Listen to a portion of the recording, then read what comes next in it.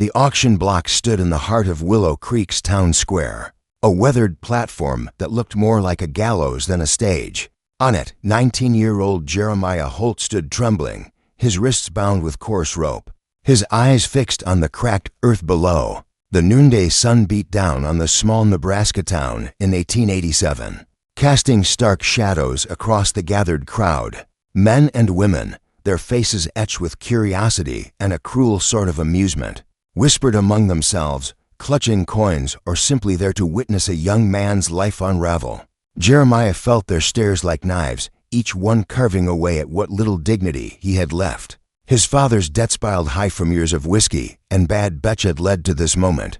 The bank, cold and unyielding, had declared that since Jeremiah couldn't pay with money, he'd pay with 7 years of his life, sold to the highest bidder. The auctioneer, a weary man named Amos Pritchard, mopped his brow with a stained handkerchief and bellowed to the crowd, "Folks, we got a fine young man here today. Strong as an ox, good for field work, barn repairs, or whatever you need. And word is, he's pure as the driven snow never touched a woman." The crowd roared with laughter, a sound that twisted Jeremiah's gut. He clenched his jaw, refusing to let them see him break, though his cheeks burned with shame. "What's the starting bid for 7 years of this boy's labor?" Pritchard called, his voice dripping with showmanship. "He'll work your land, tend your stock, and for you ladies looking for some extra help." More laughter, vile and mocking, filled the air. Jeremiah wished the ground would swallow him whole. $50, came a shout from the crowd. It was Ezekiel Crane, the local mill owner, a man known for driving his workers until they collapsed. 60, countered Abigail Morrow, who ran the town's boarding house and was notorious for her sharp tongue and harsher punishments. The bids climbed 70, 80, $90 each, number a hammer strike against Jeremiah's future. He scanned the crowd, searching for a single face that might show mercy. But all he saw were greedy eyes and predatory smiles. These people didn't see a man, they saw 7 years of cheap labor, or worse, a plaything for their whims. His thoughts drifted to his father, dead 6 months from a barroom brawl, leaving behind nothing but debts and a name stained with disgrace. His mother, gone since he was 10, would have wept to see her son on this block. $100, the voice jolted him back to reality, cold as ice. It belonged to Silas Hargrove, a hog farmer with a reputation for cruelty that made men shudder. Hargrove's grin was a jagged slash across his sunburned face, his eyes glinting with malice. Jeremiah knew exactly what awaited him on Hargrove's farm: endless toil, beatings, and stories of workers who vanished without a trace. The crowd hushed. $100 was a fortune in Willow Creek. Pritchard raised his gavel, savoring the moment. "Goin' once for 100 to Mr. Hargrove."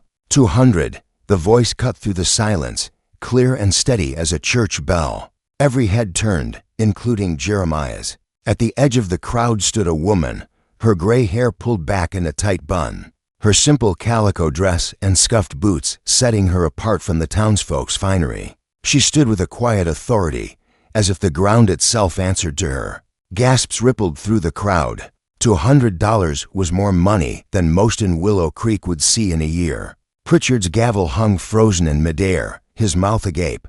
Hargrove's face twisted with rage, his fists clenched. "That woman's got no right bidding on a boy like that."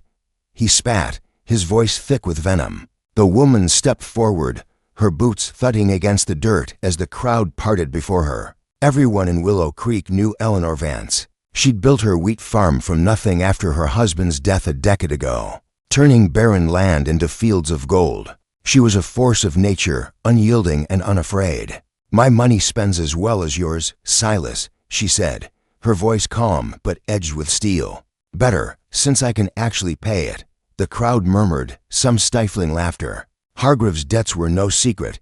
His promises of next month were a running joke in town. Jeremiah watched her approach the platform, trying to read her expression. Her face was weathered, with lines carved by years of toil and loss. But her blue eyes held something different, not the hunger of the others, not cruelty, but something he couldn't name. Pritchard stammered, sweat beading on his narrow face. "Mrs. Vance, that's a mighty generous bid, but are you sure you know what you're taking on?" 7 years of labor's a lot for a widow running a farm alone. Are you questioning my judgment, Amos? Eleanor's voice dropped low, sharp enough to cut glass. Pritchard shrank back, his hands raised in surrender. No, Mum, not at all. I just thought you thought wrong. She reached into her coat and produced a leather pouch, heavy with coin. The metallic clink as she shook it silenced the crowd. $200, cash. Any other bids? Hargreaves' face was a storm cloud, but he knew he was outmatched. He spat into the dirt and stormed off, muttering curses. The crowd shifted uneasily, their excitement fading. Go in once, Pritchard called, his voice weak. Go in twice sold to Mrs. Eleanor Vance for $200. The gavel fell with a crack that echoed in Jeremiah's chest. Relief flooded him, unexpected and strange. He'd been spared Hargreaves' farm, but why had this woman paid such a price for him? What did she want? Eleanor counted out the coins with precision, each one clinking into Pritchard's trembling hands. The crowd dispersed, their entertainment cut short, already whispering tales of the widow who'd outbid the town's worst. Eleanor approached Jeremiah, her eyes scanning him not as property, but as if she were searching for something deeper. Can you ride? She asked, her tone matter of fact. Yes, ma'am, Jeremiah replied, his voice hoarse from the day's ordeal. Good. We've got a long road ahead. She turned toward a wagon hitched to sturdy horses at the square's edge. And boy, she added, glancing back with those unreadable blue eyes, whatever you think you know about why I bought you, you're wrong. The wagon creaked along the rutted trail as they left Willow Creek behind, the town's dusty streets fading into the endless Nebraska prairie. Jeremiah sat beside Eleanor on the driver's bench, his wrists still chafed from the ropes. The late afternoon sun cast golden light across fields of wild grass, but the air was heavy with the promise of a storm. Eleanor said nothing, her hands steady on the reins, her eyes fixed on the horizon. The silence was oppressive, broken only by the rhythmic clop of hooves and the groan of the wagon wheels. Jeremiah stole glances at her, trying to unravel the mystery of this woman who'd paid a fortune for a stranger. After an hour, he couldn't hold back any longer. Ma'am, if I may ask, why did you bid on me? His voice was small, almost lost in the wind. Eleanor's jaw tightened, but she didn't look at him. You've got questions, boy. That's natural, but some answers don't come cheap. For now, know you're not on Hargreaves' farm, and that's a mercy you should thank your stars for. $200, though, Jeremiah pressed. That's more than most folks see in a lifetime. You could have bought land, horses, anything. Why me? Eleanor's hands tightened on the reins, her knuckles whitening. I could have let Hargrove have you, she said sharply. You think I don't know what he does to his workers? The ones who limp back to town broken, if they come back at all. Jeremiah's stomach turned. He'd heard the story's workers beaten, starved, or worse, their bodies left in ditches, blamed on accidents. So you saved me, he said quietly. But why? You don't know me. For the first time, Eleanor turned to him, her blue eyes piercing. 7 years is a long time, Jeremiah. Long enough to turn a boy into a man, if he's got the grit for it. My farm needs hands, and you need a place where you won't be dead before you're 25. Her voice softened, but there was an edge to it, a tension she couldn't hide. What kind of work? He asked. Wheat, fences, repairs, whatever needs doing, she said. And if you prove yourself, I'll teach you things that'll keep you alive when your time's up. Like what? Jeremiah asked, curiosity overriding his caution. Eleanor's lips curved into a smile, but it was haunted, like she was seeing something from another life. How to stand when the world wants to break you. How to survive when everything's falling apart. They crested a rise, and the Vance farm came into view, a sprawling spread of golden wheat fields, a sturdy barn, and a 2-story house that spoke of hard-won prosperity. Smoke curled from the chimney, but the place was eerily quiet, no workers in sight. As they passed through the gate, Jeremiah's unease grew. A farm this size should have been bustling with hands, yet it felt deserted, like a town abandoned before a storm. Eleanor pulled the wagon to a stop by the house and climbed down. Before we go inside, she said, her voice firm, we set some rules. This farm runs on respect and work. Do your share, and you'll be treated fair. Slack off, cause trouble, or try to run. She turned, her eyes cold as frost. "Silas Hargrove won't be the worst thing you've faced." Jeremiah nodded, his throat dry. "Yes, ma'am." She opened the door and gestured him inside. The house was immaculate, polished floors, fine furniture, sunlight streaming through wide windows. But as he climbed the stairs to his assigned room, he froze. The hallway was lined with family portraits, every face scratched out with deliberate, vicious strokes. Deep gouges marred the canvas where eyes and mouths should have been, as if someone had tried to erase the past itself. His room was simple but clean: a bed, a washstand, a window overlooking the fields. As he splashed water on his face, questions swirled. Why was the farm so empty? Why did Eleanor live alone? And those portraits had destroyed them. And why did she keep them hanging? 10 minutes later, he found her in the kitchen, pouring coffee that smelled like salvation. She'd changed into work clothes, her hair loosened, making her look softer, almost fragile. "Sit," she said, handing him a mug. "We need to talk about what I expect." The coffee was rich, grounding him as he sat at the oak table. "Ma'am," he ventured, "where are your farm hands? A place this size needs a dozen men." Eleanor's face darkened. "I work alone. Have for 3 years. Hired help brings more trouble than it's worth. But a farm like this is my business." She cut in, her voice like a slammed door. "Your job is to do what I say, when I say it. Starting now." She pointed out the window to a collapsed fence in the east field. "That needs fixing before dark. Posts, rails, wire, everything's in the barn. Do it right the first time." Jeremiah studied the fence, a job for 3 men at least. "Ma'am, that's a big task for one person. Are you saying you can't do it?"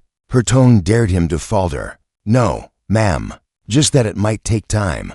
Then get moving. Lunch at noon, supper at 6. Miss either, you go hungry." As he headed to the barn, his mind churned. Why was she pushing him so hard? What had happened to her workers? And those portraits, had she scratched them out herself? Or was someone else here? Someone she hadn't mentioned? The fence work was brutal. By noon, his hands were blistered, his back aching, sweat stinging his eyes. But he kept at it, driven by a need to prove he was more than a debt to be sold. He'd set 6 posts and strung wire halfway when the lunch bell rang. Eleanor was on the porch, watching him approach, her expression unreadable, but with a flicker of something approval. "Perhaps. Wash up," she said. "Food's waiting." Lunch was heart of venison stew, fresh bread, more of that strong coffee. They ate in silence until Eleanor spoke. "You did good work out there. Better than I expected." "Thank you, Mum," Jeremiah said, then hesitated. "Can I ask something personal?" Her fork paused. "Depends. Those portraits upstairs, the ones with the faces scratched out, what happened to them?" The silence was deafening, her blue eyes clouding with pain. "You're a curious one, aren't you?" she said softly. "I'm sorry, ma'am. I didn't mean to pry." "No," she said, standing and turning to the window. "You deserve to know. If you're living here for 7 years, you should understand this house." She was quiet so long he thought she'd changed her mind. Then she spoke, her voice hollow. "Those were my family, husband, my son. They died 3 years ago. A wagon accident, out on the North Trail. A wheel broke, and they went over a ravine." "I'm sorry," Jeremiah said, the words feeling inadequate. "I scratched out their faces because I couldn't bear to see them. Couldn't stand their smiles, like they were laughing at me for living when they didn't." Her hands balled into fists. "My boy, Caleb, was 19. Same age as you." The words hit like a blow. Her son. That's why she'd bid on him. Why she looked at him like he was a ghost. "You bought me because I remind you of him," Jeremiah said quietly. Eleanor's composure broke, a tear escaping down her cheek. "His name was Caleb. He had your eyes, your build." The same stubborn set to his jaw. The weight of her loss settled over Jeremiah. He wasn't just a worker, he was a stand-in for a son she'd never see again. The Vance farm felt like a world apart from Willow Creek, its golden wheat fields stretching under a sky bruised with storm clouds. Jeremiah Holt sat at the kitchen table, the weight of Eleanor Vance's revelation pressing against his chest. Her son, Caleb, dead at 19, the same age as Jeremiah. His face scratched out in the hallway portraits. The coffee in his hands had gone cold, but he barely noticed. Eleanor's tear-streaked face was etched in his mind, her words echoing. He had your eyes, your build, the same stubborn set to his jaw. He wasn't just a hired hand. He was a ghost summoned to fill a void that could never be filled. Outside, the wind howled, rattling the windows of the sturdy farmhouse. Eleanor stood by the sink, her back to him, her shoulders rigid as if bracing for a blow. The silence was thick, broken only by the creak of the floorboards and the distant rumble of thunder. Jeremiah wanted to speak, to offer comfort, but what could he say to a woman who'd lost everything? Finally, he found his voice. "Ma'am, I can't be Caleb. I'm grateful you saved me from Hargrove, but I'm not your son." Eleanor turned, her blue eyes sharp despite the pain in them. "You think I don't know that, boy? I'm not some addled widow chasing ghosts. You're Jeremiah Holt, a nobody with nothing but debt to your name." Caleb was her voice cracked, and she steadied herself against the counter. "Caleb was everything I had, but he's gone. You're here because you need a chance, and I need someone who can work this land without breaking." Her words stung, but there was truth in them. Jeremiah had nothing, no family, no future beyond the auction block. "What do you want from me, then?" he asked. 7 years of labor, or something more? Eleanor's gaze softened, just a fraction. 7 years to make you a man who can stand on his own. Caleb was good, kind, but soft. I sheltered him too much, and it cost him his life. You've seen the worst this world can offer. Stood on that block and felt it.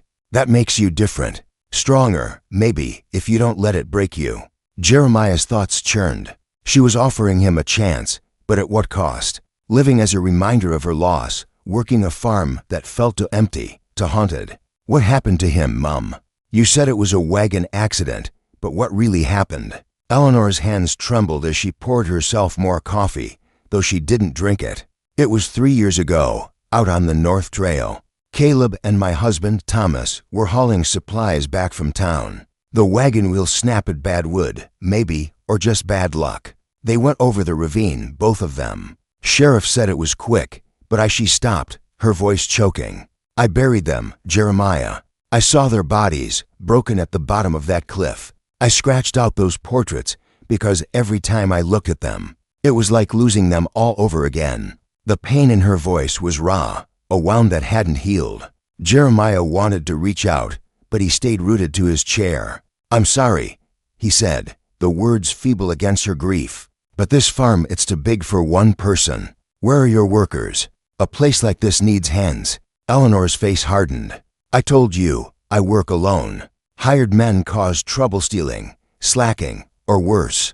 I've managed 3 years without them, and I'll manage 7 more with you. Her tone left no room for argument, but Jeremiah couldn't shake the feeling that she was hiding something. The farm's silence was unnatural, like a held breath before a scream. She stood abruptly. Enough talk. That fence won't fix itself, and the storm's coming. Get back to work. Jeremiah nodded, though questions burned in his mind. Why was she so guarded? What had really happened to her family? And those portraits, had she truly scratched them out herself? Or was there more to the story? The afternoon was brutal. The fence repair demanded every ounce of his strength, the splintered posts heavy, the wire sharp enough to draw blood. By the time the supper bell rang, he'd finished half the job, his hands raw and his back screaming. Eleanor was waiting on the porch, her arms crossed, her expression unreadable. You're slow, she said, but there was no malice in it. Wash up. Supper's ready. The meal was simple, but hearty roast chicken, potatoes, and cornbread that melted in his mouth. They ate in silence, the storm's first drops pattering against the windows. Jeremiah's mind kept returning to the portraits, to the empty fields, to Eleanor's haunted eyes. Finally, he couldn't hold back. Ma'am, those pictures upstairs, did you really do that yourself? Eleanor's fork froze midair. For a moment, he thought she'd snap at him, but instead, she sighed, a sound heavy with exhaustion. You don't let things go, do you? Yes, I did it. After the funeral, I couldn't stand their faces looking at me, smiling like nothing was wrong. I took a knife to them one night, half mad with grief. Does that answer your question? It didn't, not fully, but he nodded. It's a big farm, ma'am. Feels like there should be more people here. Did something happen to your workers? Her eyes narrowed, and for a moment, he thought he'd pushed too far. "You're here to work, not to dig up my past," she said. "But since you're so curious, I'll tell you this. The last 3 men I hired didn't last. They left, one way or another. That's all you need to know." Her words were a door slammed shut, but they only deepened Jeremiah's unease. What did one way or another mean? Had they run off, been fired, or something worse? The storm grew louder, thunder rattling the windows, and he couldn't shake the feeling that the farm held secrets darker than Eleanor's grief. As night fell, she showed him to his room. "Lock your door," she said, her voice low. "Storms bring out coyotes, and we've had trouble with them lately." The way she said trouble sent a chill down his spine. He locked the door as instructed, but sleep wouldn't come. The wind howled outside, and every creak of the house felt like a warning. Around midnight, he heard a low, keening sound, not quite animal, not quite human. It came from the fields, carried on the storm's breath. His heart pounded as he peered out the window, but the darkness revealed nothing. The next morning, Eleanor was already in the kitchen, frying bacon. She looked tired, as if she hadn't slept either. "Fence work continues today," she said without preamble. "And stay close to the house. Don't wander past the east field." "Why not?" Jeremiah asked, unable to stop himself. Her eyes flashed. "Because I said so. That's enough." The day was a blur of labormore fence posts, more wire. The storm's mud making every step a struggle. By noon, he was exhausted, but he noticed something odd. Fresh tracks in the mud, not animal, but human, leading toward the east field. They were deep, deliberate, as if someone had been watching the house. He didn't mention it to Eleanor, but the tracks gnawed at him, especially when he caught her staring at the east field with a look of dread. That night, the keening sound returned, closer now, just beyond the barn. Jeremiah's nerves were frayed, and when he went downstairs for a glass of water, he found Eleanor in the kitchen, a rifle across her lap. "Go back to bed," she said, her voice tight. "What was that sound, ma'am?" he asked. "Just the wind," she replied, but her eyes said otherwise. The next few days followed the same pattern: grueling work, eerie silence, and that unnatural wail in the night. Jeremiah began to notice other things: tools missing from the barn, a gate left open, more tracks circling the house. He tried to ask Eleanor about them, but she brushed him off, her temper shorter with each question. On the 5th night, he couldn't take it anymore. He crept downstairs, avoiding the creaky steps, and found her in the kitchen again, rifle in hand, staring out the window. "Ma'am," he whispered, "what's out there?" She didn't turn, but her voice was low, almost a growl. "Go back to bed, Jeremiah. Some things you're better off not knowing." But he pressed forward, heart pounding. "Is it about Caleb? Is there something you're not telling me?" Eleanor spun, her face a mask of anger and fear. "You want answers? Fine. Sit." She poured whiskey from a bottle in the cabinet, her hands shaking. "The last 3 men who work here didn't just leave. They died. First was Henry Tate, strong as a bull. Found him in the barn, skull crushed with a pitchfork. Sheriff called it an accident, but I knew better. Second was Jacob Wells, about your age. Found him in the creek, drowned, but his boots were Drino way he fell in. Third was Samuel Holt, no relation, to you, lasted 2 months. Disappeared one night, and we found him a week later, torn apart like he'd been dragged through thorns." Jeremiah's blood ran cold. "Someone's killing your workers." Eleanor's eyes were haunted. "I don't know what's out there, boy. All I know is good men keep dying on my land, and I can't stop it." Thunder crashed outside, and in the lightning's flash, Jeremiah saw a shadow move past the window, a human shape, fleeting but unmistakable. "What was that?" he whispered. Eleanor grabbed her rifle and moved to the door. "That's why we lock the doors at night, and why you're sleeping in the house, not the bunkhouse." The keening wail came again, closer, and Jeremiah's heart thudded. Whatever was out there wasn't just a coyote. It was something Gersonian hunting. The next morning, Sheriff Amos Tucker arrived, his horse lathered from a hard ride. He was a grizzled man, his face lined with years of keeping Willow Creek's peace. "Eleanor," he said, stepping onto the porch, "we need to talk." His eyes flicked to Jeremiah. "This the boy you bought?" She nodded, her face pale. "What's this about, Amos?" Tucker pulled a leather pouch from his coat, worn and stained. Found this in a cave 2 miles east, near the ravine where Caleb and Thomas died. Eleanor's hand flew to her mouth. That's Caleb's. Tucker nodded grimly and opened the pouch, revealing a pocket knife, a brass button, and a torn shirt. These belonged to Henry Tate, Jacob Wells, and Samuel Holt. Someone's been collecting mementos, Eleanor. And I think it's Caleb. The kitchen spun around Jeremiah. Caleb's dead, Eleanor whispered, but her voice lacked conviction. Tucker's eyes were gentle but firm. You buried someone, but it wasn't Caleb. The body was too mangled to identify, and you were too broken to look closely. I found tracks leading from that cave to this farm. Caleb's alive, Eleanor, and he's been killing. The words hit like a sledgehammer. Jeremiah gripped the table, his mind racing. Caleb, alive, a murderer stalking the farm. And now Jeremiah was here, another target in a killer's game. Outside, the storm roared, and the keening wail echoed again, no longer just the wind, but the call of a man-turned predator. The storm battered the Vance farm, rain lashing the windows like a warning. Jeremiah Holt stood frozen in the kitchen, Sheriff Amos Tucker's words ringing in his ears. Caleb's alive, and he's been killing. Eleanor Vance sat slumped in a chair, the photograph Tucker had shown her trembling in her hands. It depicted a wild-eyed man, bearded and gaunt, but unmistakably Caleb, her son, captured in a grainy image taken days ago in a neighboring town. The truth was a blade, cutting through 3 years of grief and delusion. Caleb hadn't died in that ravine. He'd survived, and in surviving, he'd become something monstrous. Why? Eleanor whispered, her voice breaking. Why would he do this? Tucker's face was grim.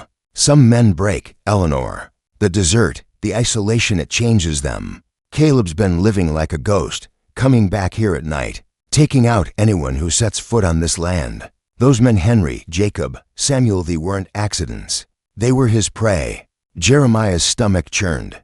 He'd been bought to work this farm, to fill the hole left by Caleb. But now he was a target for a killer who saw him as an intruder. The keening wail sounded again, closer, cutting through the storm's roar. It wasn't the wind, it was Caleb, circling the house, hunting. What do we do? Jeremiah asked, his voice steady despite the fear clawing at him. Tucker checked his revolver. We wait. He'll come to nigh the storm's his cover. When he does, we end this. Eleanor's eyes widened. You're talking about killing my son. He's not your son anymore. Tucker said gently. He's a killer, Eleanor. And if we don't stop him, Jeremiah's next. The words hung heavy as the three prepared for the night ahead. Eleanor loaded her rifle with shaking hands, her face a battleground of grief and resolve.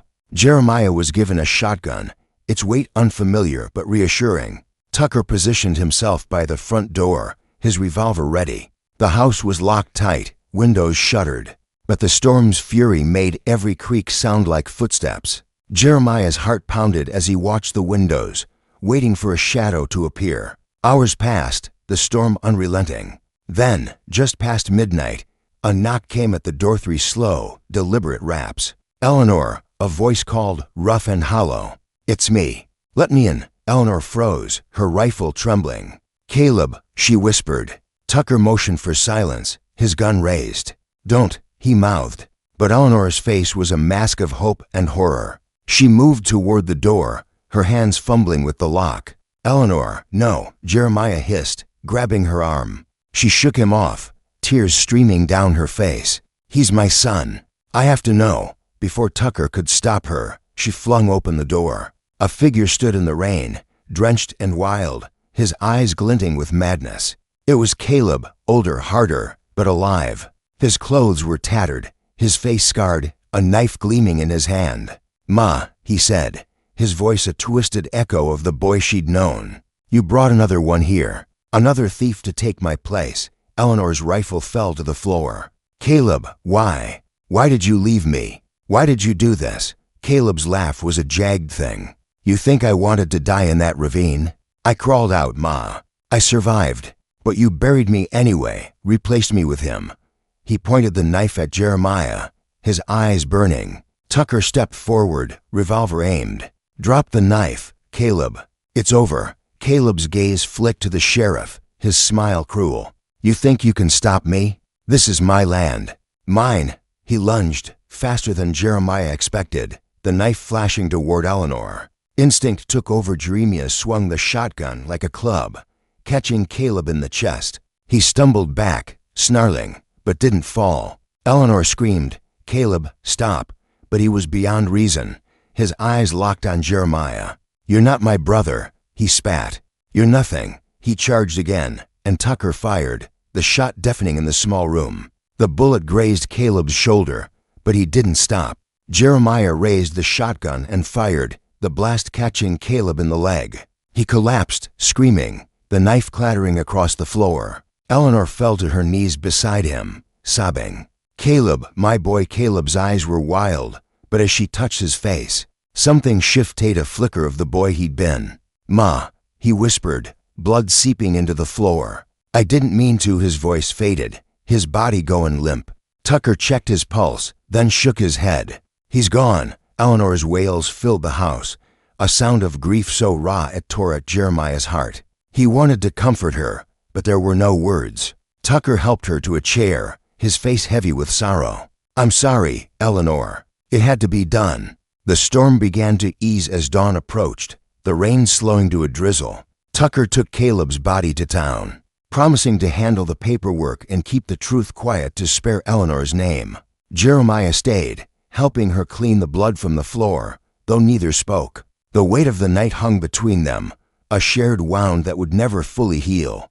Days turned to weeks, and the farm slowly came back to life. Jeremiah worked the fields, repaired the fences, and began to understand the rhythms of the land. Eleanor was quieter now, her grief a constant shadow. But she taught him what she'd promised: how to plant, how to mend, how to stand firm against a world that wanted to break him. She never spoke of Caleb, but Jeremiah saw her pause sometimes, staring at the east field where the cave had been. One evening, as they sat on the porch watching the sunset, Eleanor broke the silence. "You're not him, Jeremiah. I know that now. But you're something better, a man who chose to stay, even after everything." Jeremiah nodded, his throat tight. "I stayed because you gave me a chance, ma'am. I won't waste it." The Vance farm became his home, not just a place to serve out his 7 years. He learned to love the land, to respect its demands, and to honor the woman who'd saved him from the auction block. When his time was up, he stayed on, not out of obligation, but because he'd found a purpose. Eleanor never replaced the scratched-out portraits, but she hung new ones, landscapes of the farm, bright and whole, a testament to survival. The story of Caleb's madness never left Willow Creek, but whispers of the Vance farm's curse faded. Jeremiah and Eleanor rebuilt, hiring new hands who worked without fear. The shadow of death finally lifted. The farm thrived, a beacon of resilience in a harsh land. If you've read this far, share your thoughts in the comments. What would you have done in Jeremiah's place? Stayed to help a broken woman find peace, or left to escape a killer's shadow? How do you view the violence that shaped this story, and the injustice of a system that auctions lives for debt? Take a stand, share your perspective, and let's discuss what it means to survive in a world that tests us all.